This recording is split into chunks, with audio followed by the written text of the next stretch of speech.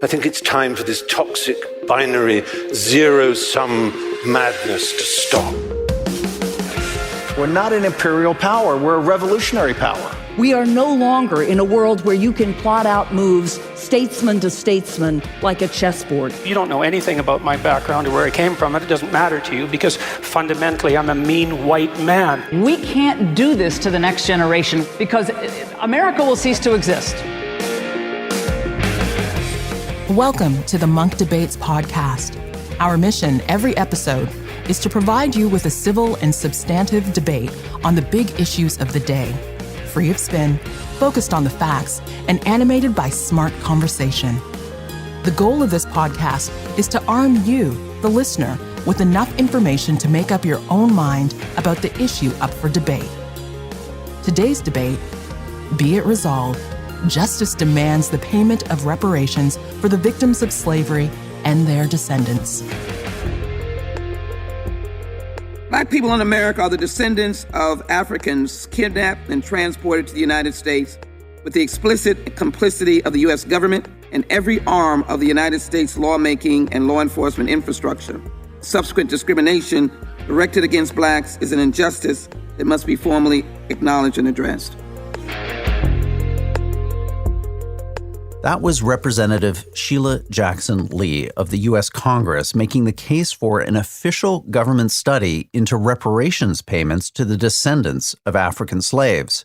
Advocates of reparations argue they are essential to addressing the moral stain of slavery.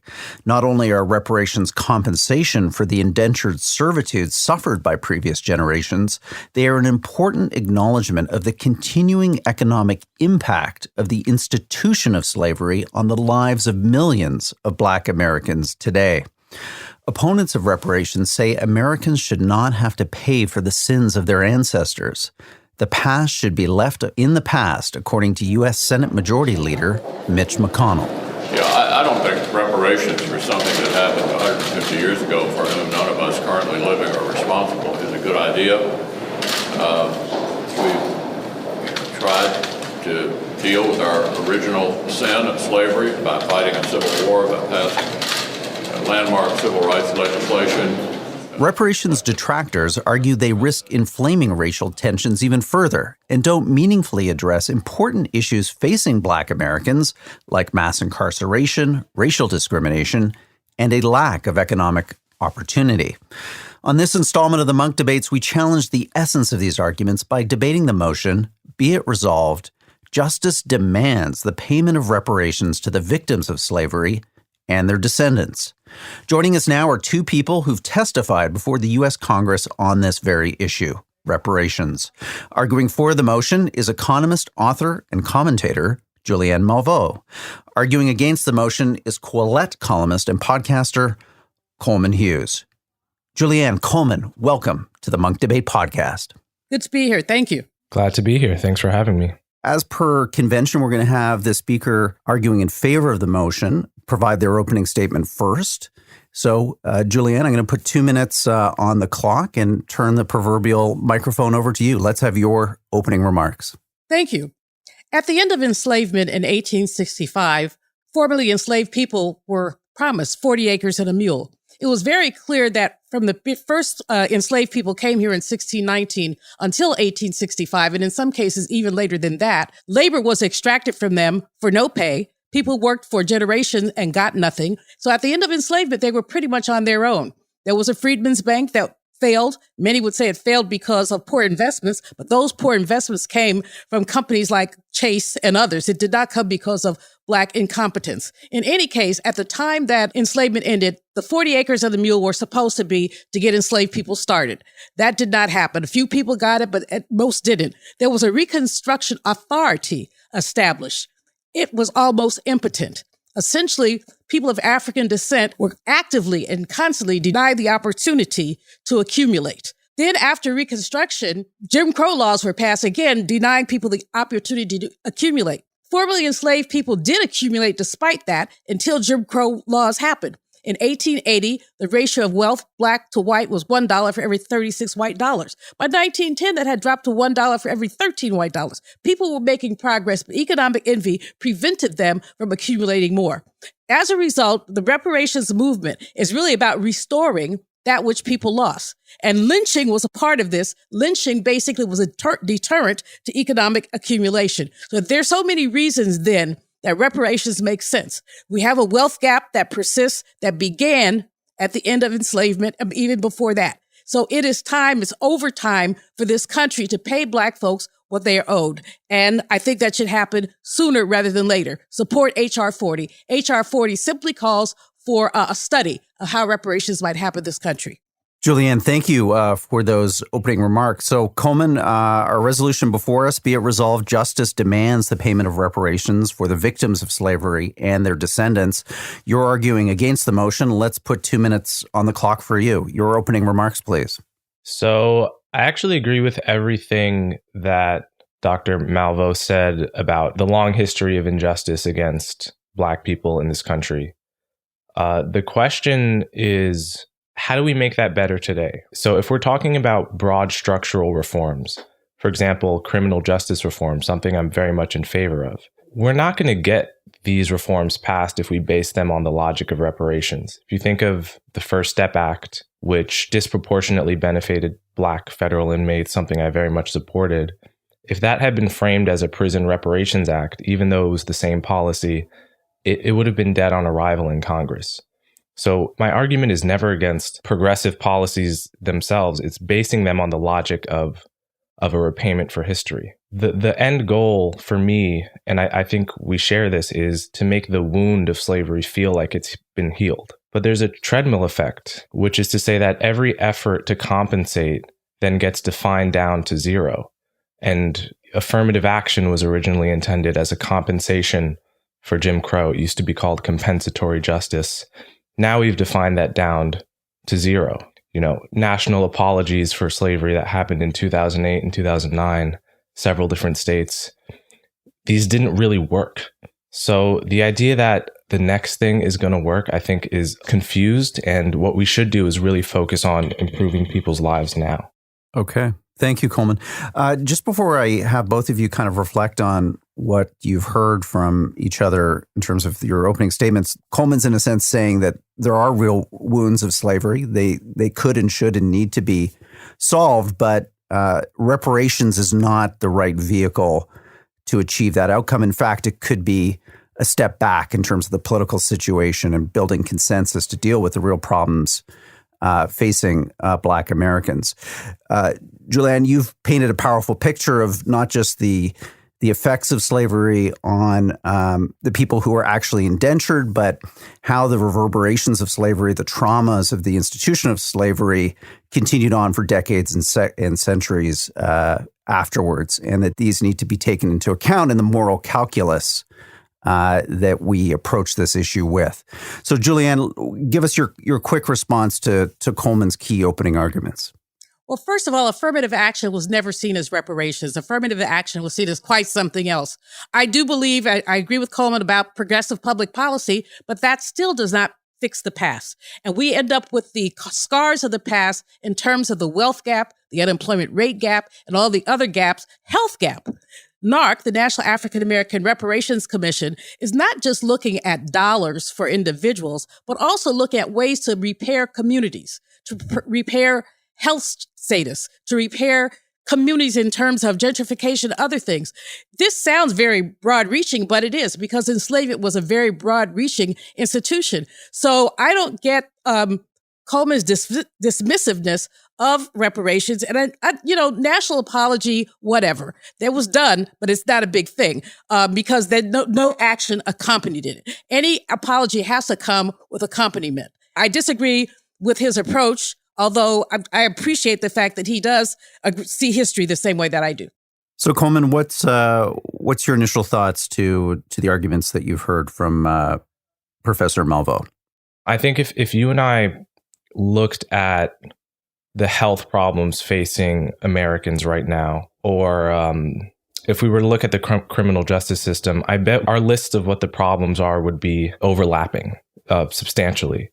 The moment we try to make any of these problems better, whether it's healthcare or criminal justice, for example, we're talking about writing bills and getting them passed. And we're talking about making political arguments that truly make moral sense. So if we're talking about healthcare, for example, are we going to premise our argument for universal healthcare on a reparations-based claim?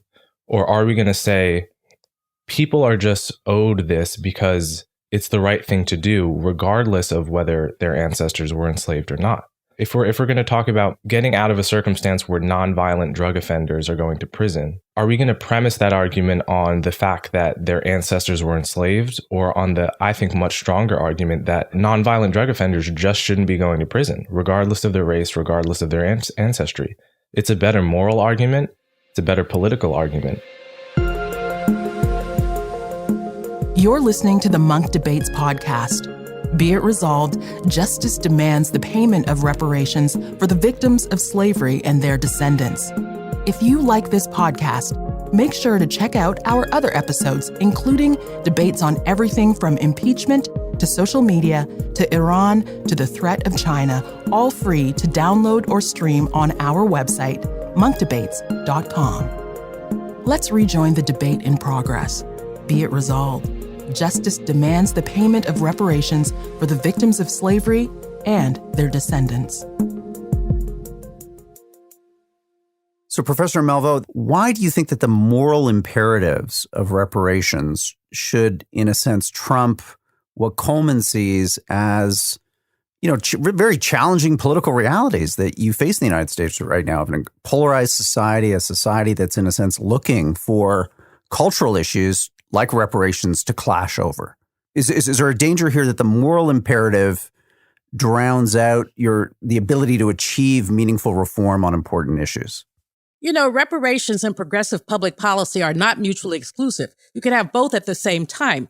The reparations argument really talks about what has been lost and what must be repaired. The progressive public policy argument, universal health care, prison reform, talks about the present and the injustices that are, some of which are a function of enslavement, such as the whole prison industrial complex, which basically has its roots in enslavement. But in any case, that's good public policy to say that people should not be going to jail for 30 years for a couple of joints. So I think that Coleman seems to just have an aversion to the word reparations.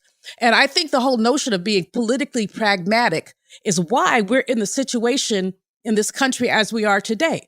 There are too many, not only white people, but also Black people who don't understand the reality of enslavement and its reverberations.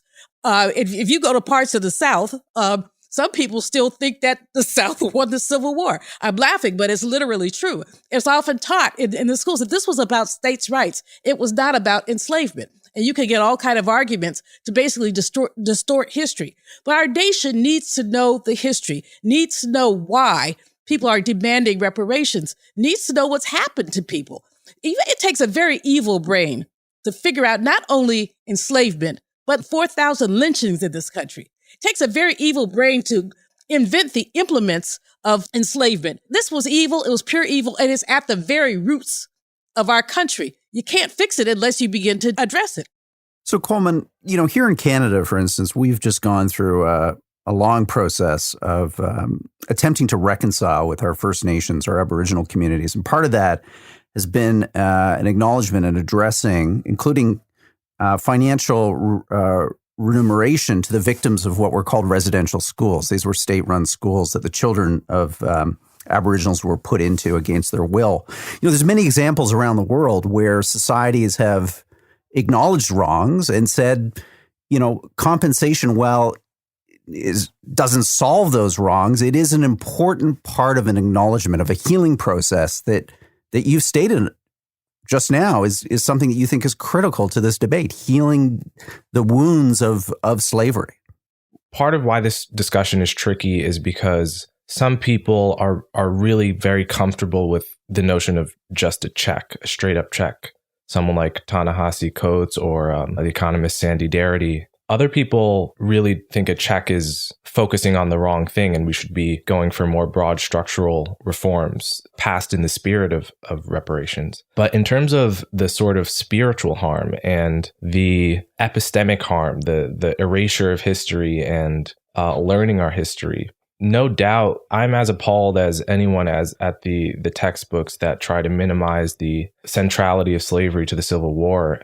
And luckily, I think that's really on the way out more and more. Again, I do think there is a treadmill effect here. There is, the national apologies for slavery seem to have done little or nothing. 8 different states that were, of the most slaveholding states have independently issued apologies. We now have while they still fly this Confederate flag or some variation thereof.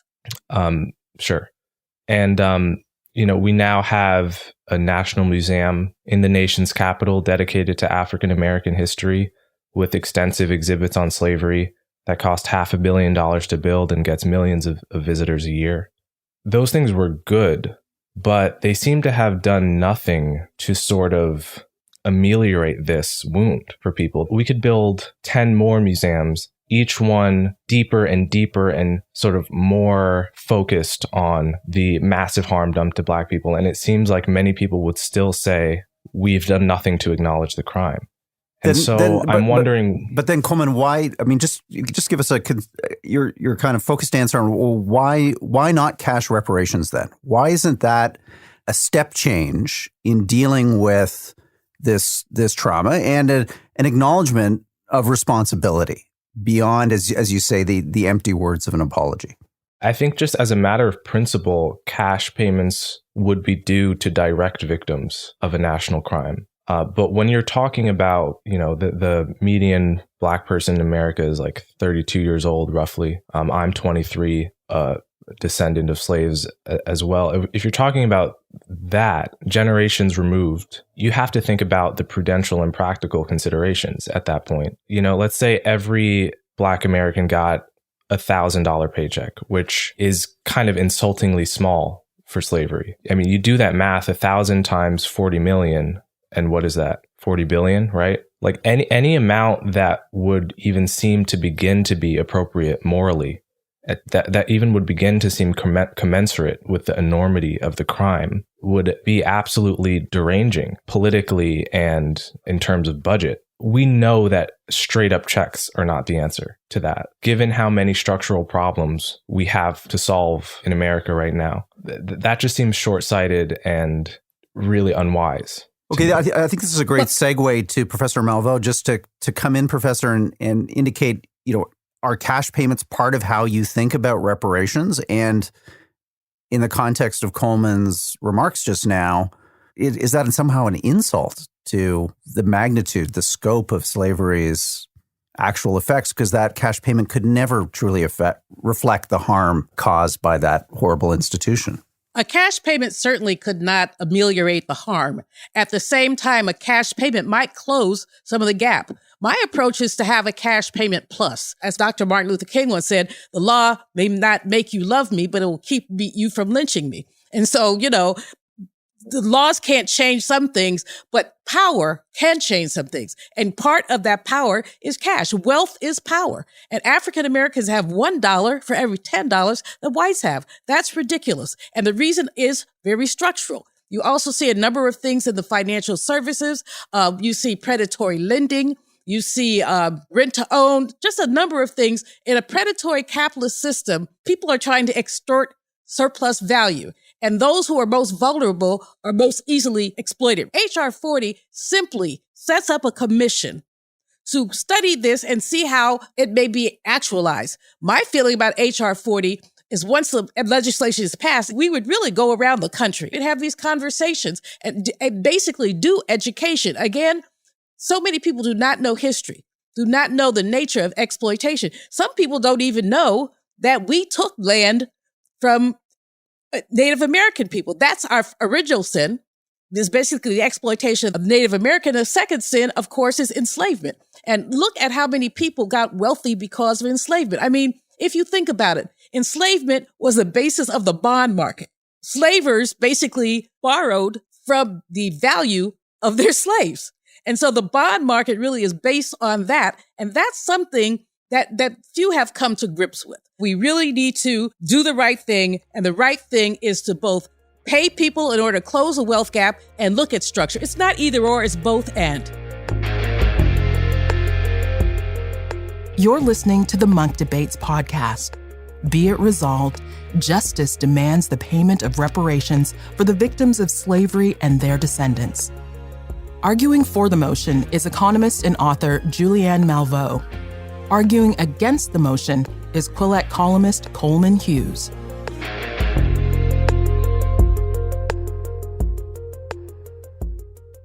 Coleman, when you testified in front of Congress about Bill H.R. 40, you indicated that you felt that reparations played into a narrative that positioned Black Americans as victims, as opposed to individuals with their own agency. Can you expand on your thinking there and what you were getting at as you testified to Congress on that specific point?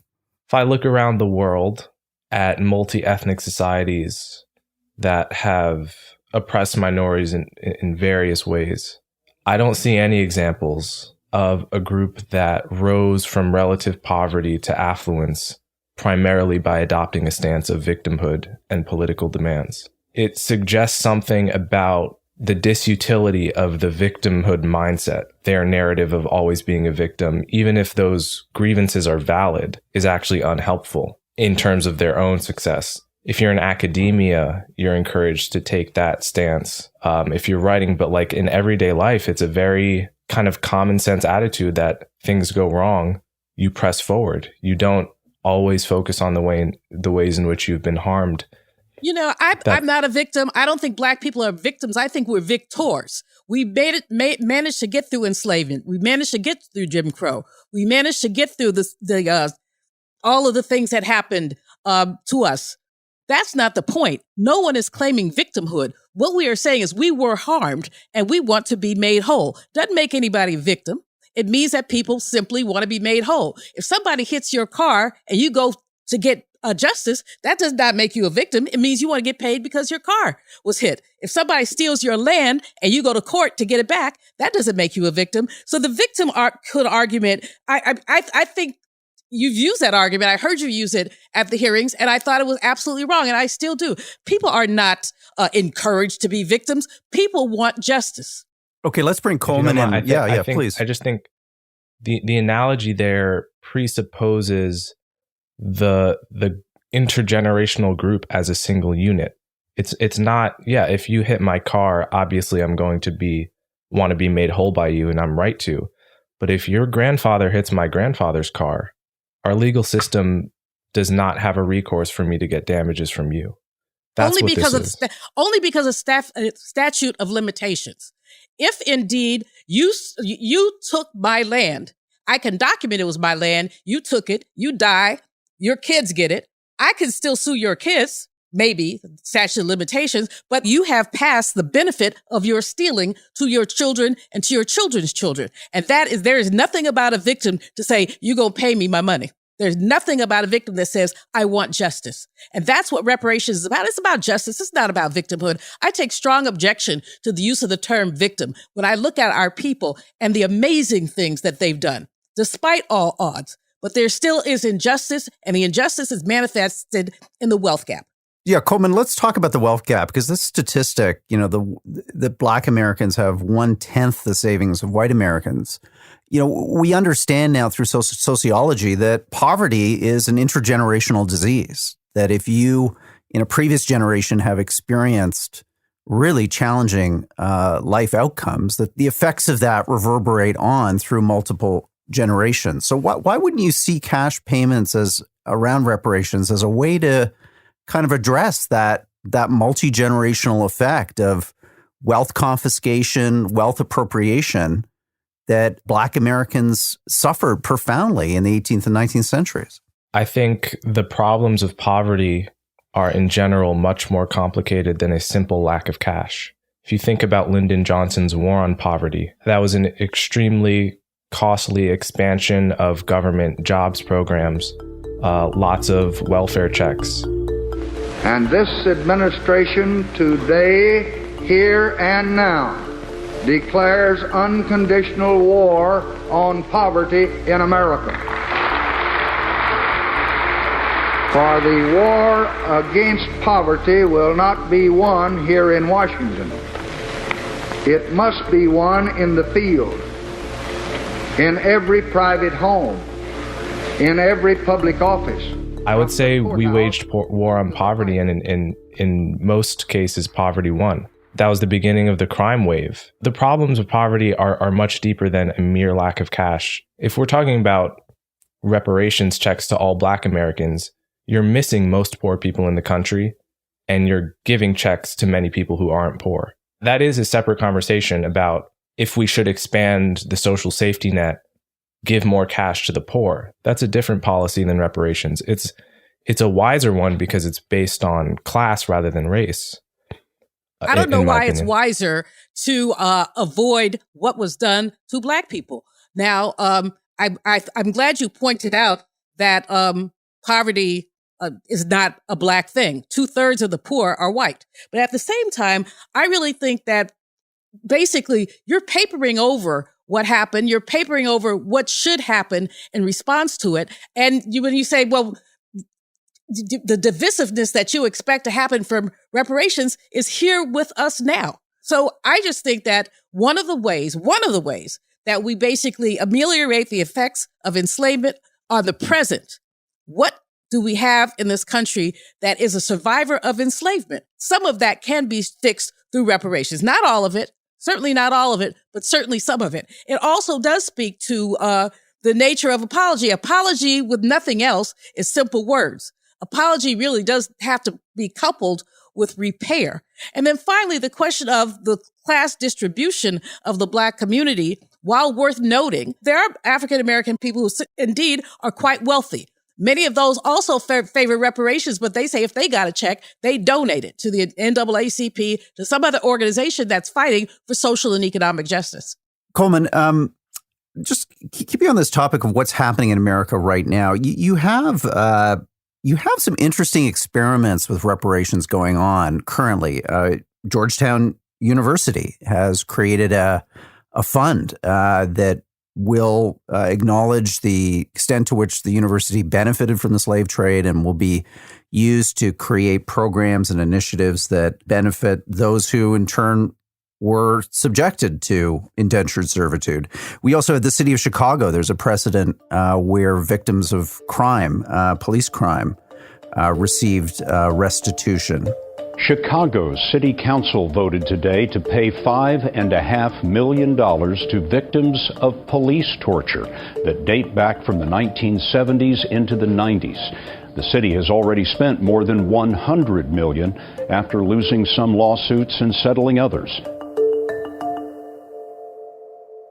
The city of Chicago, as part of their acknowledgement of this, set up a program to provide cash restitution to those victims and their families to acknowledge the harm that was caused. The Georgetown... Let me just answer his question briefly, if you don't mind. I do think there's a difference between public and private. If a private institution wants to do something internal to acknowledge its role in the slave trade, that's for them, in my opinion, to sort out. When you're talking about the government and the role between citizen and state, it becomes different. Practicalities, political practicalities become very important. As for police brutality, the moment one sees the video of, Daniel Shaver, the white kid getting shot with his hands up, is the moment you must acknowledge that people ought to be made whole if they're victims of police brutality, period. That can't just be a racial thing. Professor But it visits Malveaux, us racially. The police brutality visits us racially.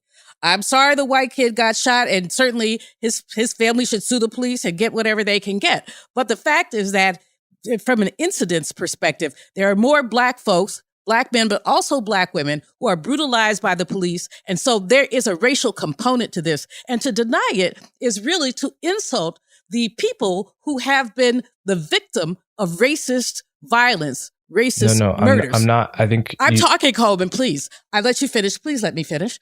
I want to basically go back and look at the difference between federal, state, local, and private industry reparations. The federal government passed laws to disadvantage Black people. The federal government encouraged enslavement. That's why the federal government owes.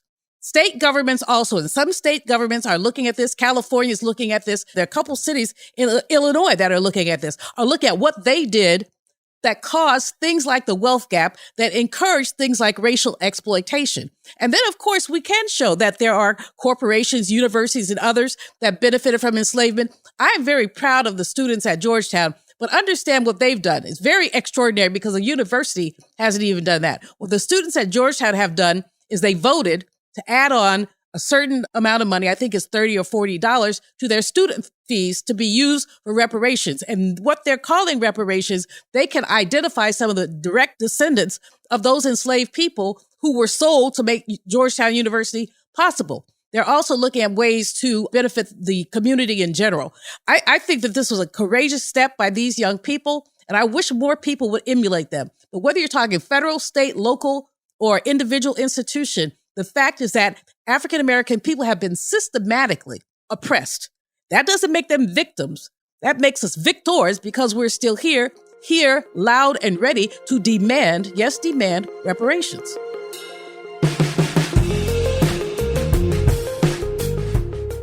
You're listening to the Munk Debates podcast. Be it resolved, justice demands the payment of reparations for the victims of slavery and their descendants.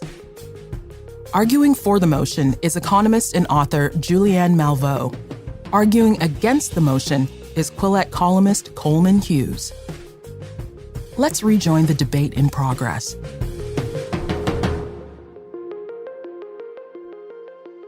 Just before going to closing statements, I want to ask both of you a question. Dr. Malveaux, maybe Coleman hasn't changed your mind here, but are there a few of his points that you take most seriously in terms of having to fashion your counter argument? I do think that the point he makes about divisiveness and the political realities. I mean, we haven't even gotten the majority of Congress to co-sponsor H.R. 40. So I believe the political realities are real.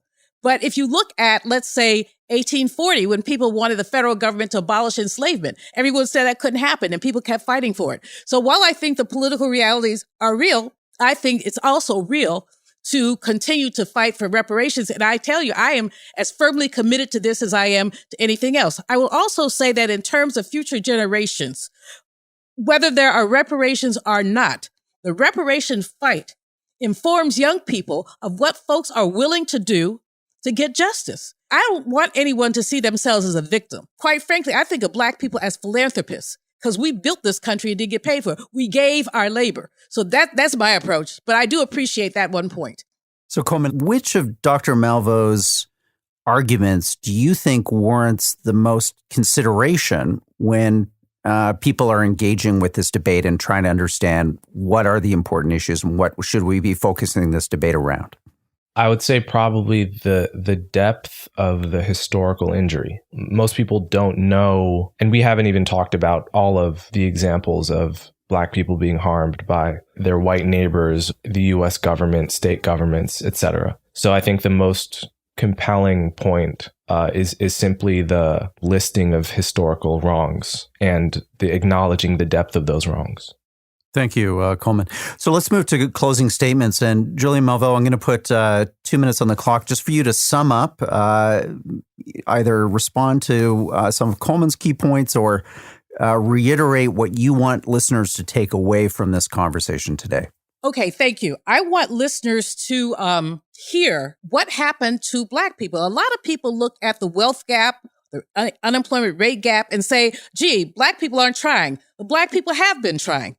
They say Black people aren't saving. That's why you don't have wealth. But if we saved every discretionary dollar we had, that would not close the wealth gap. This is endemic, it's systematic, and it needs to be addressed. And dealing with reparations, both in terms of thinking about it and talk about it, but also in terms of addressing it, is one of the ways of dealing with this. I want your listeners, if they're not history buffs, to become at least historically knowledgeable about the reality of lynching and what it did to Black people. Black people couldn't get loans from banks. When John Johnson started Ebony Magazine, he had to hock his mother's furniture to get the loan, whereas they wouldn't give it to him for a business idea. The wrongs reverberate, and reparations is one of the many ways to make it right. social and economic justice. It is a moral imperative. And any white person who does not believe in reparations or in repair is really saying, I'm content to live off the benefits of exploitation. Because you didn't have to have slaves to benefit from enslavement. And the very economic foundation of our country is built on enslavement. Thank you, Professor Malveaux. Okay, we're going to give the last word to you, Coleman. I'm going to put 2 minutes on the clock, and please sum up this debate for us. What do you want listeners to take away from this conversation? I don't think the debate over reparations is a referendum over whether Black people have been uniquely wronged throughout American history. That should go without saying. To me, the problems of 2020 are so complex and so different than the problems of the past. Yes, there's a big wealth gap between Blacks and whites. There's also huge wealth gaps between other groups that are never talked about. And there's no wealth gap bigger than the one between the poor and the rich. And if we're talking about what makes sense from a policy proposal standpoint, from a moral and political standpoint, the idea that you bound a group of people by a historical wrong that is every day receding further and further into the past, and you make a claim only to them specifically, that's a dead end for us. Coleman, Julianne, thank you so much for this civil and substantive debate today. This is a difficult issue. It's one of the most trenchant and compelling public and social issues that is part of the public debate today. You've both approached this with great civility and a sense of history and a willingness to listen. So it's been a real contribution to this debate. On behalf of the Munk Debates, I want to thank you both. Thank you. Thanks very much.